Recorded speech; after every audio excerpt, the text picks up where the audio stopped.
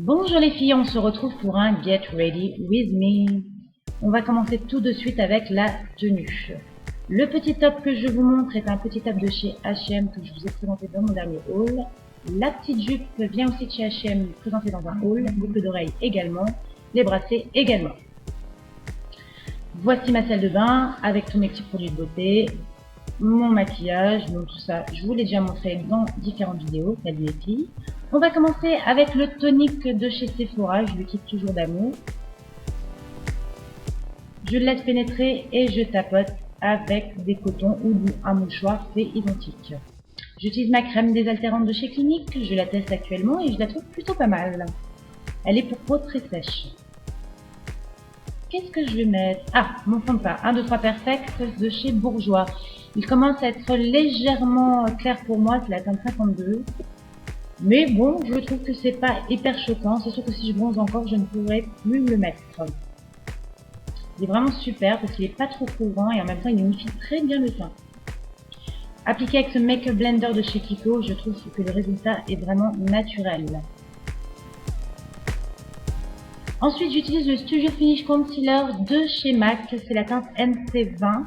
C'est une teinte qui me correspond très bien actuellement. Je trouve qu'elle camoufle extrêmement bien les cernes et aussi les petites imperfections comme cette cicatrice d'acné qui veut absolument pas partir. Je ne désespère pas, je vous rassure. On va pas rester comme ça, sinon on va avoir l'air d'un panda. Je vais estomper toujours avec mon Make-up Blender de chez Kiko. Il est polyvalent ce petit, hein. Je mets ma poudre Toleriane teint de La Roche-Posay, je vous en avais déjà parlé, elle est vraiment top. Et je l'applique avec un pinceau de chez Dior. Bon, n'importe quel pinceau fera l'affaire, hein.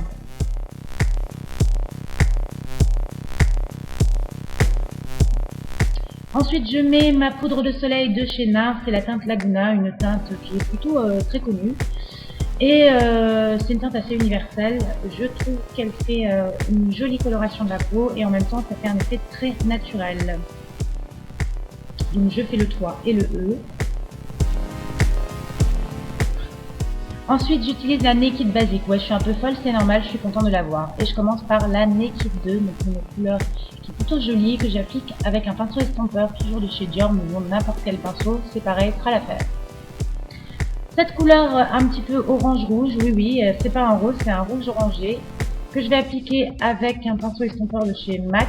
Donc là, j'ai eu un petit peu la main lourde, mais rassurez-vous, je vais estomper par la suite.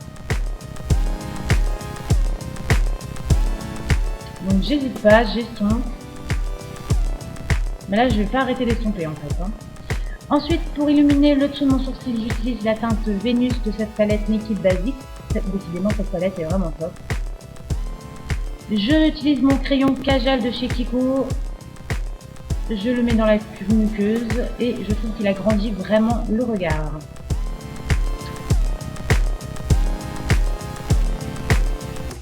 Par la suite, j'utilise mon crayon Chanel, c'est un crayon précision. La couleur c'est grenat, je crois, il est magnifique. C'est un espèce de bordeaux.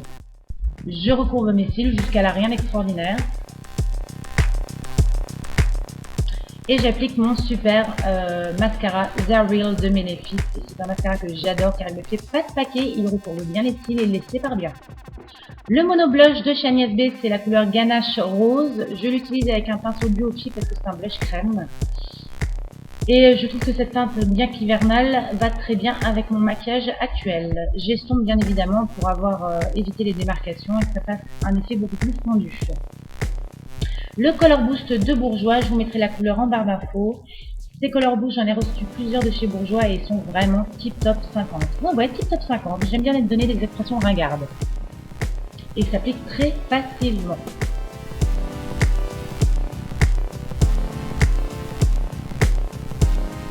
Donc je vais brusher ma mèche puisque je me suis endormie la nuit dernière avec les cheveux mouillés.